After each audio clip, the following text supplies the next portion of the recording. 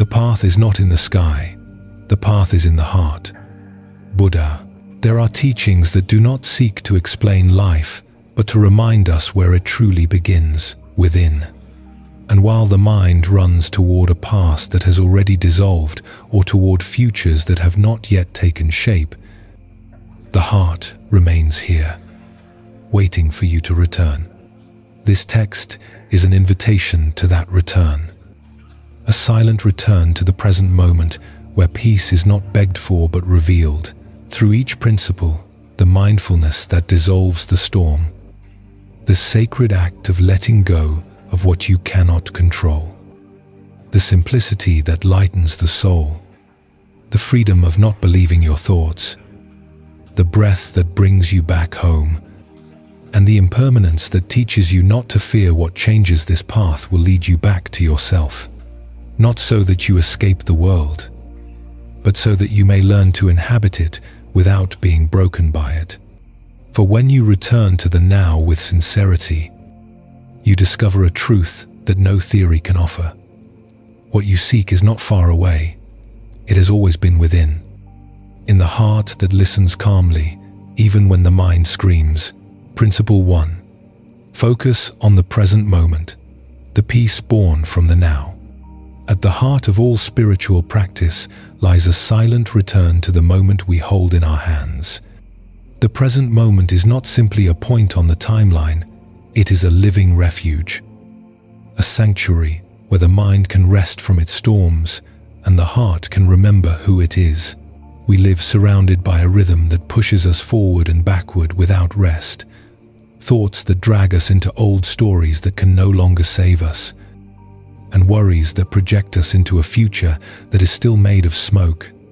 In that constant sway, our peace dissolves like mist between our fingers. When the mind runs toward yesterday, it fills with shadows, regrets, past decisions, words that can no longer be undone.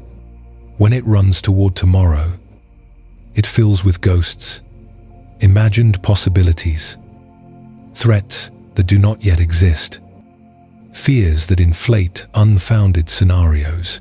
But when the mind, even for a moment, dares to stay here and touch the now as if it were a fragile petal, it discovers an ancient truth that had always been waiting. Peace was never lost. It was only hidden beneath the noise of our thoughts. Buddha offered us a luminous guide in few words, but with endless power. Do not dwell in the past. Do not dream of the future. Concentrate the mind on the present moment. He did not say, forget your story or stop planning your life. He simply said, do not live there. The past can teach you, but it cannot sustain you. The future can inspire you, but it cannot nourish you. Only this moment has substance. Breath, heartbeat. Only here can you truly live. When we cling to the past, we become chained to something that has already ended. A chain that sometimes weighs more due to our thoughts than to reality itself.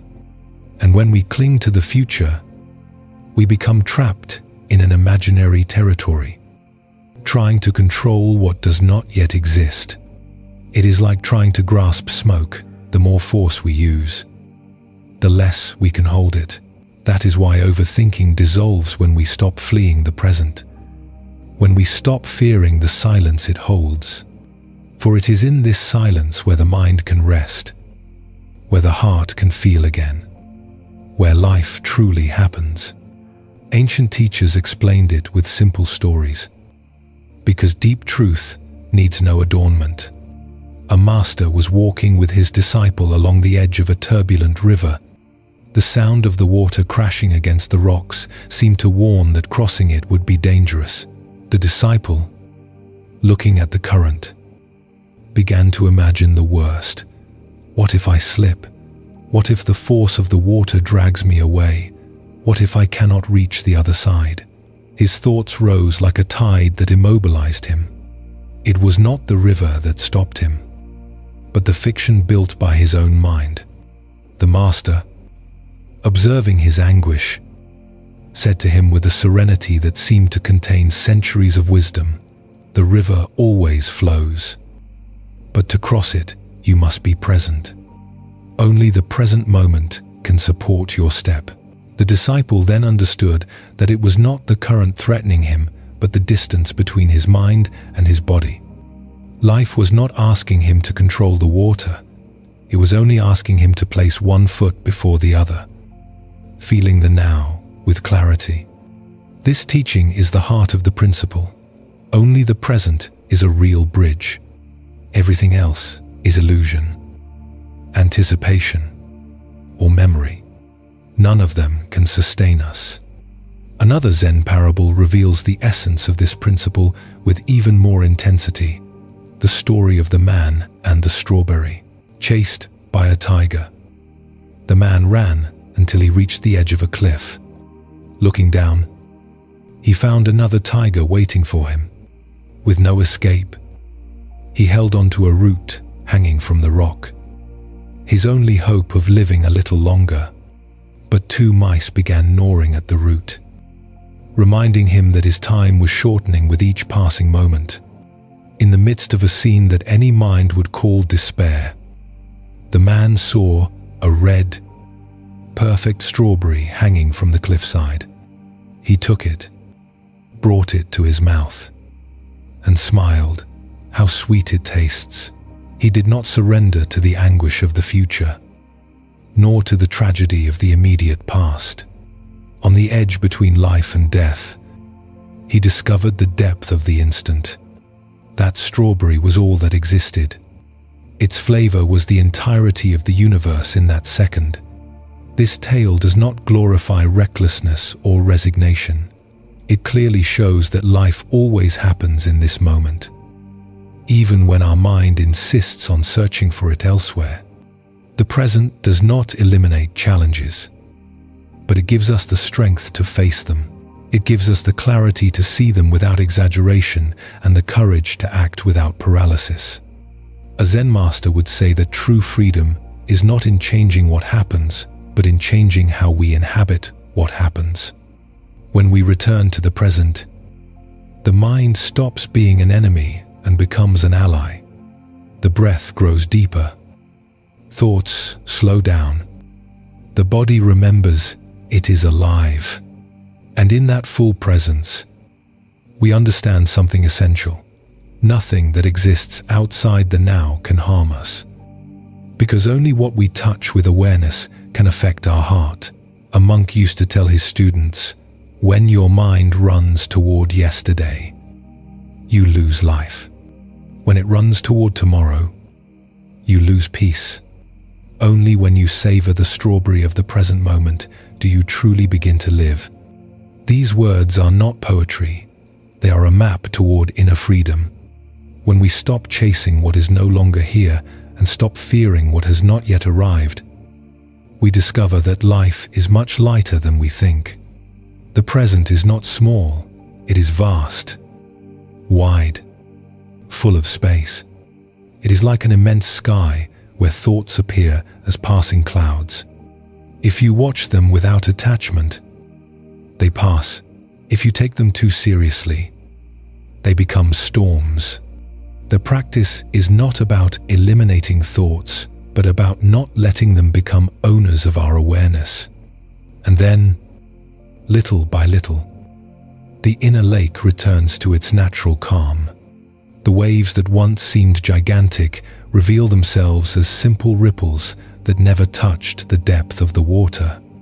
This is the strength that is born from the now, the strength of remaining whole even when the world moves, the strength of not letting your peace depend on the voices of others, nor on the memories that chase you, nor on the fears that have not yet materialized, the strength of knowing yourself in silence.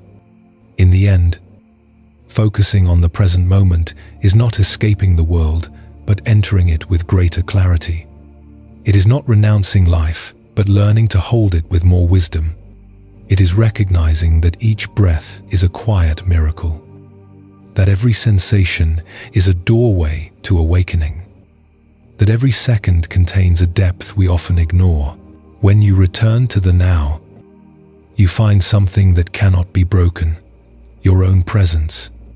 A presence that does not depend on praise or insults, on success or failure, on gain or loss. A presence that has always been with you, waiting for you to look back. And it is in that return, in that simple act of inhabiting the moment with authenticity, where the peace no thought can offer is born. The peace that springs from the now. The peace that has never left. The peace that is yours. Principle 2. Stop fighting what you cannot control. The freedom that is born when you let go. On the path of inner awakening, one of the most transformative discoveries is understanding that much of our suffering does not come from what happens in the world, but from the resistance we raise against it. Life, as it is, flows with its own rhythm. It changes, moves, expands, and sometimes collapses without asking our permission or waiting for our approval. Yet the human mind has the tendency to want to stop the river, channel its current, force it to behave according to our desires. And it is precisely in that struggle where the deepest fatigue of the heart is born. Suffering does not come only from pain, but from attachment, from clinging tightly to how we think things should be.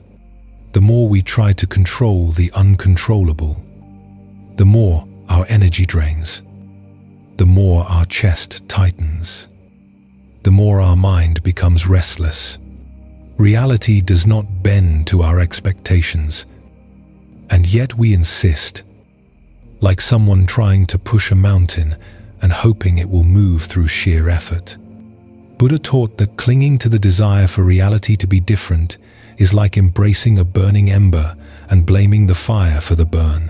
When the mind stubbornly tries to control what lies beyond its reach, the weather, the words of others, someone else's behavior, the past that has already ended, the future that does not yet exist, it begins to wear itself down like an overly tightened rope.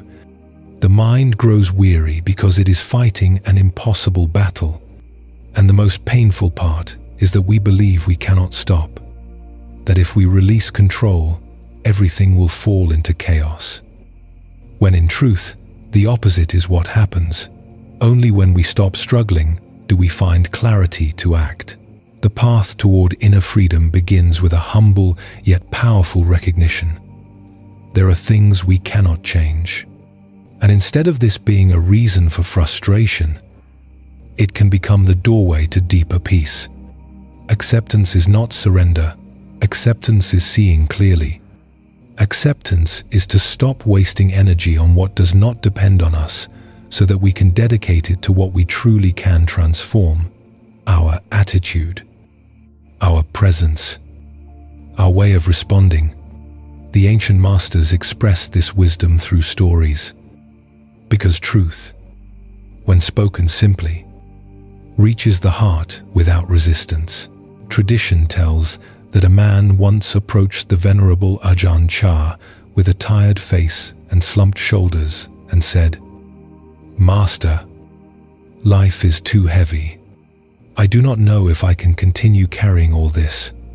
Ajahn Chah listened silently, then took a large stone into his hands.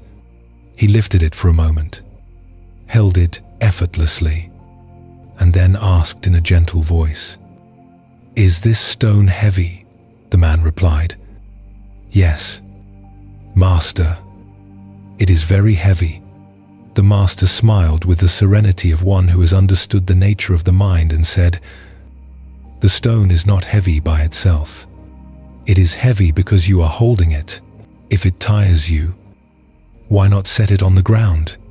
The man was bewildered, as though he had never imagined such a solution was possible. Ajahn Chah continued, "The same happens with problems. They do not tire you because they exist, but because you insist on carrying them everywhere. Let go of what you do not need to bear. Stop embracing what wants to leave. This simple teaching illuminates an essential truth. We do not suffer because life is hard. We suffer because we do not know how to let go. We suffer because we continue holding emotions whose time has passed. Conversations that have already ended. Wounds we keep trying to resolve in the mind, even though they can no longer be changed. When we understand this clearly, a new space opens in the heart, a space where reality ceases to be an enemy and begins to be a teacher. Sometimes we believe that if we stop fighting, we will fall. But the act of letting go is not a fall, it is a rest. It is allowing life to be what it is without demanding that it be what it cannot be. It is recognizing that there are forces that do not depend on us, the passage of time, the thoughts of others, inevitable circumstances, impermanence itself. And it is precisely by accepting these forces that we discover the true strength that has always lived within us. The mind that fights is a tired mind, but the mind that accepts can see with precision. When we stop pushing against the unmovable, resisting the inevitable, the mind returns to its natural state of spaciousness. From there, we can act with more wisdom, more calm, and more compassion toward ourselves. The principle of not fighting what cannot be controlled is not passivity, it is the deepest form of intelligence. For when we stop battling what does not depend on us, we regain the energy to transform what we actually can: our thoughts, our inner voice, our way of loving and being present in the world. A monk once told his disciples, "You do not need to carry the world on your shoulders. Life has not asked that of you. You are the one who decided to take everything on. When you release what is not yours, your feet will remember they have always been able to walk lightly." This reflection invites us to look inward with honesty. How many burdens do we carry that are not ours? How many battles do we fight that we will never be able to win? How many times have we insisted on changing someone who does not want to change? Rewriting a past that has already ended.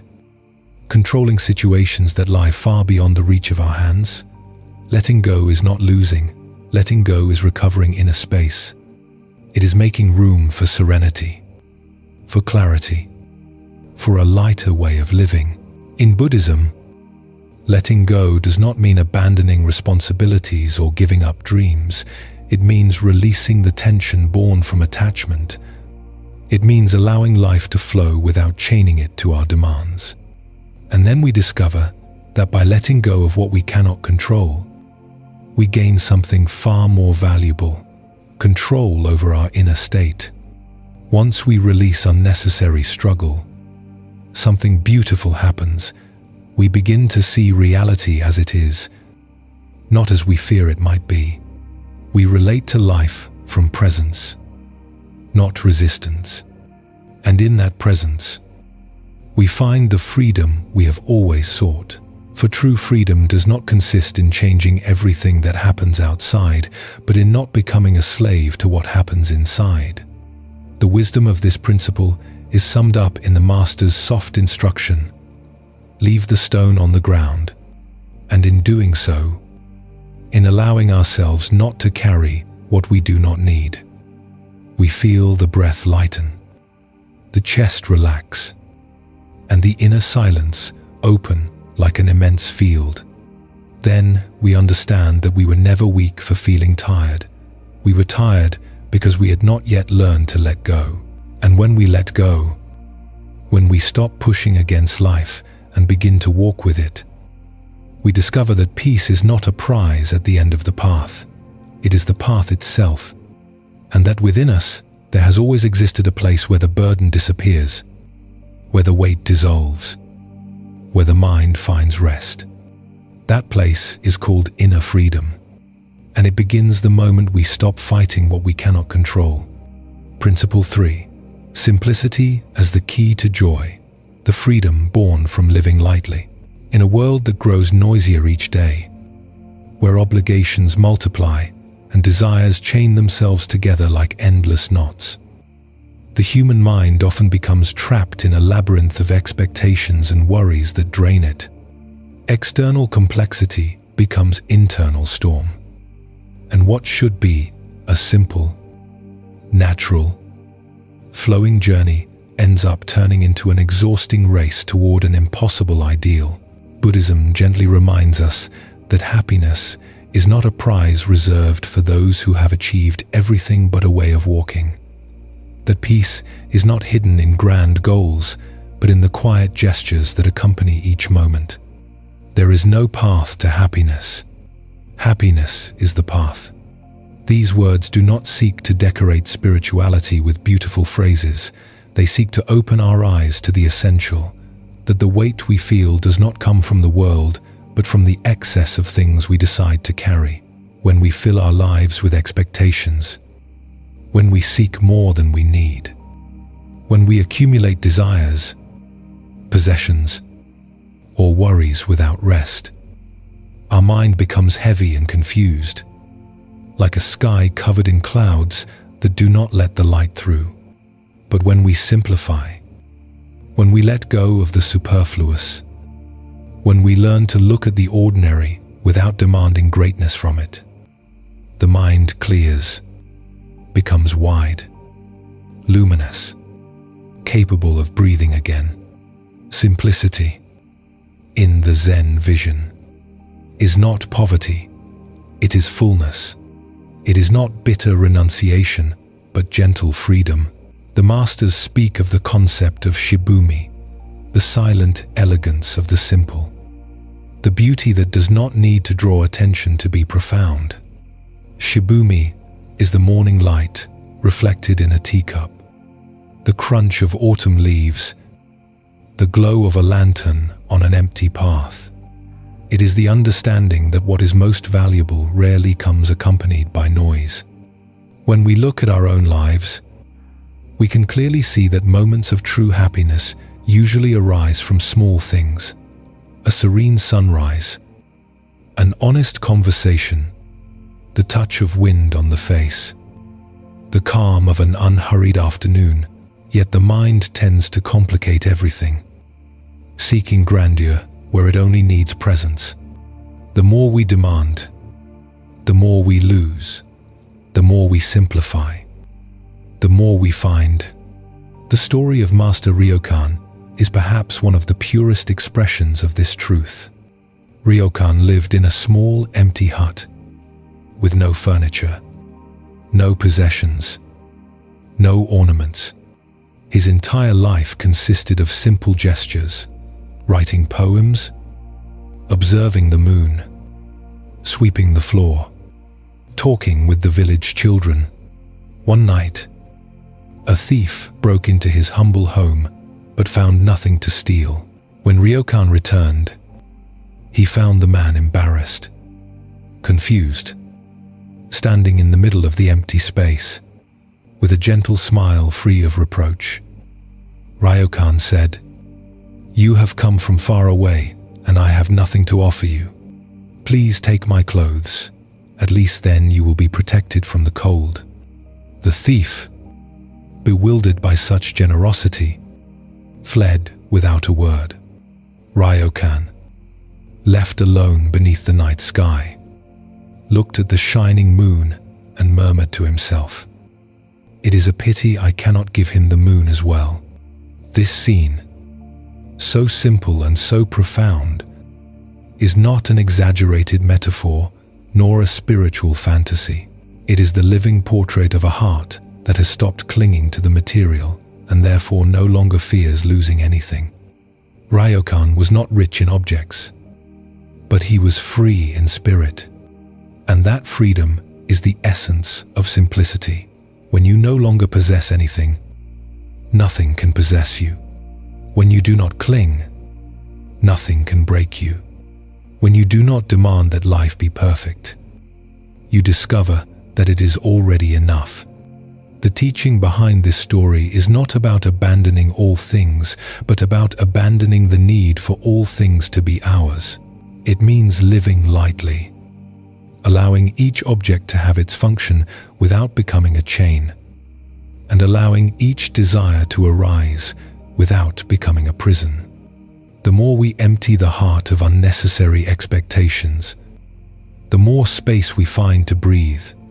A master once said, "Simplicity is not having little, but not being entangled with what you have." And it is true. You can have much and live lightly if you do not cling. You can have little and live enslaved if that little dominates you. Simplicity does not depend on quantity, but on the inner relationship we maintain with things. When we let go of worries that do not serve us, when we renounce the impulse to compare ourselves, when we release the idea that we must be more, have more, prove more, the mind becomes transparent, like a pond that, without effort, reflects the sky. Clarity arises naturally, not because we fabricate it, but because we remove what was hiding it. Excessive worries cloud vision like dust on a mirror. Simplicity is the act of cleaning it. The monk would say, "When you do not cling to anything, you no longer fear anything." A simple heart is a free heart, and in the end, peace does not come from control, but from lightness, not from possessing, but from allowing, not from achieving everything, but from enjoying what is already here. Life, in its purest form, is simple. We are the ones who add layers, demands, comparisons, fears, and desires that make it heavy. When we return to the simple, we return to ourselves. And in that silent return, we discover that happiness was never a destination. It was always the way we walked. Principle 4. Your thoughts do not define you. The freedom of being the observer. Along the inner path, a moment arrives when we discover a truth that can transform our relationship with the mind. Thoughts are not the essence of who we are, but passing phenomena, clouds that cross the sky of consciousness without claiming ownership. Even so, most people live identified with every idea that appears, as if each thought were a permanent sentence, an absolute truth, or a faithful reflection of the self. But the mind thinks by habit, not by wisdom. The mind produces images, memories, assumptions, and fears the way a river produces waves. If we try to cling to each one, we sink. If we let them flow, we discover that the surface always returns to calm. In Buddhism, it is said that the mind creates the world we inhabit. With our thoughts, we create the world. Our life is shaped by our mind. Not because thoughts are powerful in themselves, but because we give them power. We believe them too much. We obey them too much. We allow them to define us. But the truth is softer and more liberating. We are not our thoughts. We are the consciousness that observes them. We are the spacious sky in which ideas appear and disappear. Just as the sky remains intact, even though thousands of clouds cross it, when we accept this perspective, something profound occurs. We stop fearing the mind. We stop fighting it. And we begin to observe its movements with the serenity of someone watching a natural phenomenon. Thoughts have no roots unless we feed them. They have no blades unless we turn them into stories. They have no dominion unless we identify with them. To explain this truth, the masters use the image of a river. Imagine a quiet river where fallen leaves float gently on the water. Each leaf is a thought. It appears. It moves along the current. It drifts away. It finally disappears. If you try to grab each leaf, the water becomes cloudy. Your hands stir the bottom, lift mud, and clarity is lost. The same happens with the mind. The more you try to control or chase each thought, the more your inner world becomes agitated. But if you allow the leaves to float without intervention, the river remains clear, and you remain at peace. Thoughts arise, but you do not need to catch them. Thoughts pass, but you remain here. A Zen parable illustrates clearly how the true burden is not in events themselves, but in what the mind does with them. Two monks were walking along a muddy path when they came upon a young woman who could not cross a deep puddle without soiling herself. The elder monk, without hesitation, lifted her onto his shoulders, carried her across, and continued on his way in silence. Hours later, the younger monk, frowning and restless, said, "Master, how could you carry a woman? We know we must not touch a woman." The master smiled gently and replied, "I left the young woman on the path several hours ago. Why are you still carrying her in your mind? The teaching is simple but powerful. We do not suffer because of what happens, but because of what we keep inside the mind long after it has passed. The untrained mind repeats scenes, revives annoyances, fabricates worries, interprets gestures, imagines offenses, and each time we identify with a thought, that thought becomes a burden. It is not the thought that weighs, but the attachment. The elder monk acted from compassion and let go of the act immediately. The younger monk acted from rigid ideas and remained trapped in his judgment for hours. We do the same. We carry old conversations, past mistakes, future fears, automatic thoughts that have no real value. To stop identifying with the mind does not mean not thinking, but thinking without becoming the thoughts, observing them like someone who watches the sky, knowing that no cloud can alter the deep blue beneath. The masters teach that the mind is like a lake. If you throw a stone, waves will inevitably form. But if you stop throwing stones, more judgments, more interpretations, more fears, the waves disappear and the water returns to its natural stillness. The problem is that most people do not throw one stone. They throw 10, 100, 1,000. Each thought generates another thought. Each emotion generates another emotion. And this is how the internal storm we call anxiety, doubt, or restlessness arises. The true practice is not to feed the movement. It is to allow the waves to complete their course, to allow the leaves to float, to allow thoughts to leave just as they came. When we understand that we are not our thoughts, the impulse to believe them dissolves. A negative idea stops being a truth and becomes simply a cloud passing by. A fear stops being a sentence and becomes a leaf on the river. A criticism stops being a wound and becomes a sound that fades. And thus, moment after moment, the mind regains its clear nature. A master would say, the mind becomes calm not because it becomes silent, but because you stop clinging to its noise.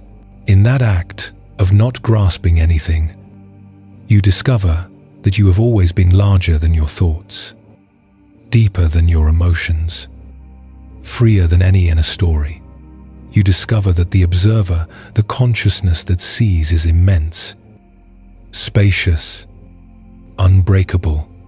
That consciousness is your true nature, and recognizing it is the beginning of a freedom no mental storm can destroy. For thoughts come and go, but you remain. Clouds change, but the sky remains sky. Leaves float, but the river remains river. Nothing that passes through the mind has the power to define you unless you yourself give it that power.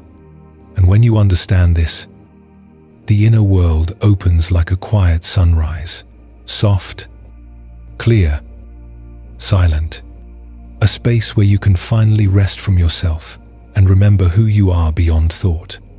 Principle 5. Practicing mindfulness, the gentle anchor of the breath. In the inner journey, there is a gesture so simple, it often goes unnoticed. Yet so powerful, it can completely transform the way we live each moment. The act of being present without judging, without interpreting, without fighting what arises in the mind. This is mindfulness, or full attention, the ability to observe with gentleness what happens inside and outside of us, without trying to change it immediately, without rejecting it or clinging to it. Modern life pushes us to run, to react, to anticipate, to absorb more stimuli than our mind can digest. And in the midst of this whirlwind, the breath, this silent movement that has been with us since the first second of life, becomes a refuge, an anchor, a reminder that we can still return home at any moment. Buddha taught that when the mind is calm, the breath is calm.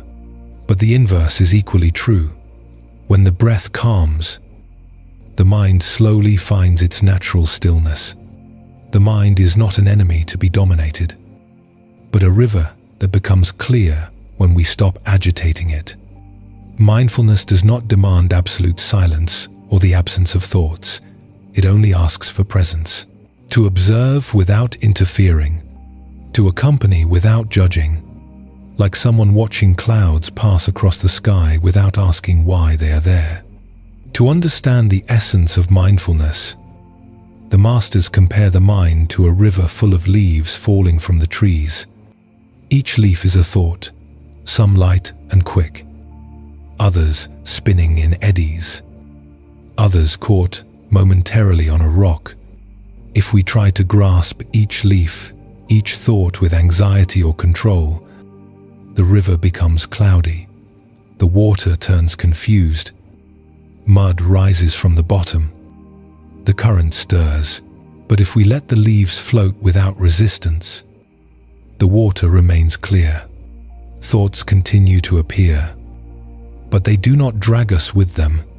Clarity does not come from eliminating thoughts, but from allowing them to follow their natural course without turning them into a storm.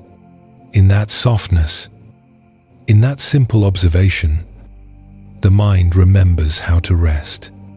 Yet for many people, mindfulness seems abstract or difficult to apply in daily life. That is why Zen masters teach through ordinary acts. Acts anyone performs each day. The story of Master Zhao expresses it with luminous simplicity. A disciple, eager to understand the essence of the practice, asked him, "Master, how can I cultivate mindfulness?" Zhao replied, "When you wash the dishes, know that you are washing the dishes." The disciple, frustrated, replied, "Is that all? Is the path really that simple?" The master smiled with that clarity that only arises from direct experience and said, "If you truly did it with your whole being, you would already be on the path." In this brief dialogue lies a profound understanding. Presence is not reserved for monasteries or silent mountains, but for everyday gestures. Mindfulness is drinking water, knowing that you are drinking water, breathing, knowing that you are breathing, walking, knowing that your feet are touching the earth. Life is made of these tiny instants, and when we are not present in them, life itself slips away from us. The real obstacle is not the activity we perform, but the distraction with which we perform it. Zhao was not trying to teach how to wash dishes, he was trying to teach how to live. Because if we cannot be present in something as simple as washing a bowl, how can we be present in important conversations, in difficult moments, in the instants that require clarity and compassion? Mindfulness begins in the small so that it can expand into the great. It begins in the mundane so that it can become sacred. When the breath becomes our anchor, every inhalation brings us back to ourselves, and every exhalation releases accumulated tension. The breath is never in the past or in the future. It exists only here. That is why it is the perfect teacher. When we follow it gently, the mind settles effortlessly. When we feel it enter and leave the body, anxiety loses strength. When we pay attention to it, we remember that we are still alive, that we can still choose our presence. And so, little by little, the mind stops being a noisy place and becomes a livable space. Worries do not disappear, but they stop dominating. Thoughts do not stop, but they lose authority. Life remains the same, but the one who experiences it becomes more spacious, more lucid, more free. A monk used to say, "Life does not ask greatness of you. It only asks for presence. Greatness is born of the small, and the small is born of being here." Practicing mindfulness is not a spiritual obligation, but an act of love toward oneself. It is the decision not to live on autopilot, not to allow emotions and thoughts to pull us like an uncontrolled wind. It is remembering that calm is available right now, hidden behind a single conscious breath. And in that calm, the mind is no longer a storm. In that calm, we come home. In that calm, we discover that life had always been enough. We only needed to learn to be with it. Principle 6. Trusting impermanence. Nothing lasts forever, not even suffering. At the heart of all Buddhist teachings lies a truth as simple as it is transformative. Everything that exists changes. Everything that is born wears down. Everything we feel moves like a river that never remains the same. Impermanence is not a threat. It is the nature of life itself, the pulse with which the universe beats. Yet when we forget this truth, we suffer. We believe that pain will last forever, that fear will not end, that loss will accompany us eternally.